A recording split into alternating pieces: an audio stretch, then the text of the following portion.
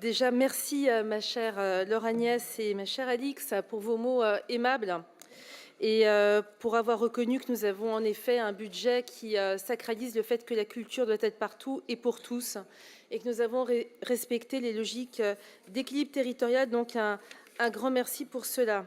Madame Gatti, je suis en effet très sensible aux structures qui sont en difficulté, qui ne sont pas en difficulté, je le précise, mais vous ne l'avez d'ailleurs pas dit, parce que l'Île-de-France se serait retirée. C'est pas en raison d'un budget qui serait dû à l'Île-de-France, mais en tous les cas, nous sommes très vigilants et je comprends votre inquiétude que je partage.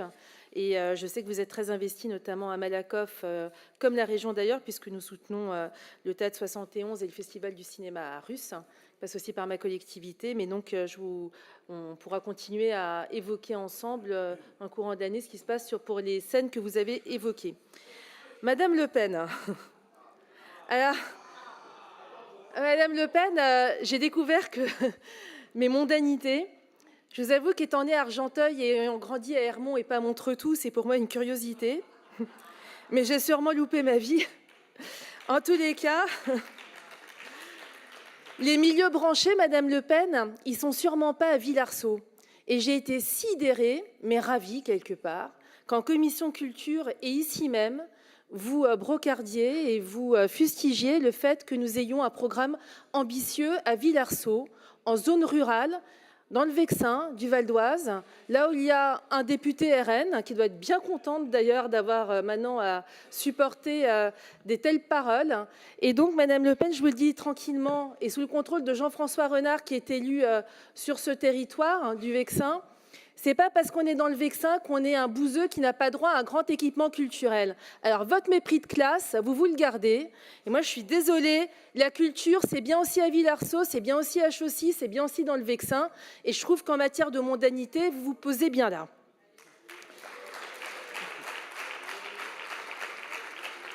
Sur l'aide au cinéma, madame, écoutez, moi, je ne sais plus en quelle langue vous le dire. L'aide au cinéma, vous la votez.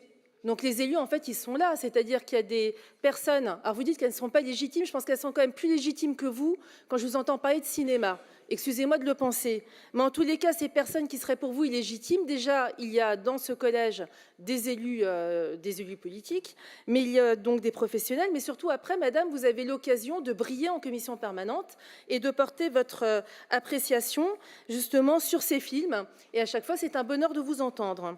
Sur le FRAC, et je parle sous le contrôle de Béatrice Le Couturier, qui fait un travail formidable, je vous dirais, en fait, vous avez une vision de l'art qui n'est pas la mienne. Moi, j'aime bien celle d'André Malraux qui disait que l'art, ce n'est pas que l'immortalité, mais c'est aussi la métamorphose. Et l'art, c'est aussi une question justement de métamorphose, de création. L'art, c'est quelque chose de vivant, ce n'est pas quelque chose de figé. Même d'ailleurs, dans le patrimoine, on peut y voir quelque chose de vivant.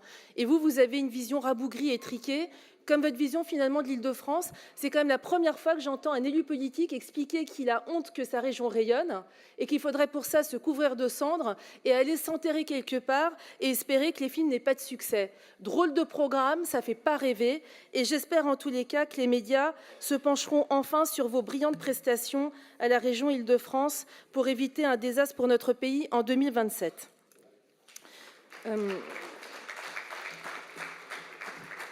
Madame Meurice, je ne vais pas revenir sur ce que j'ai dit sur le maintien de notre ligne budgétaire. Je vous dirais notamment plus particulièrement sur l'emploi culturel. Non, nous ne sacrifions pas l'emploi culturel. Et d'ailleurs, nous maintenons l'aide au festival. Et d'ailleurs, nous maintenons aussi une aide au festival. Et nous rajoutons des aides au festival puisque nous mettons une enveloppe de 500 000 €. Donc, ce qui n'a pas été mis pour Rock en scène est mis pour les festivals ruraux. Ce n'est pas une économie que nous faisons, c'est une réaffectation pour des festivals qui en ont besoin. Et il n'y aura pas d'année blanche en 2026 sur nos dispositifs culturels régionaux et ça doit quelque part vous rassurer. Voilà ce que je voulais vous dire, chers collègues.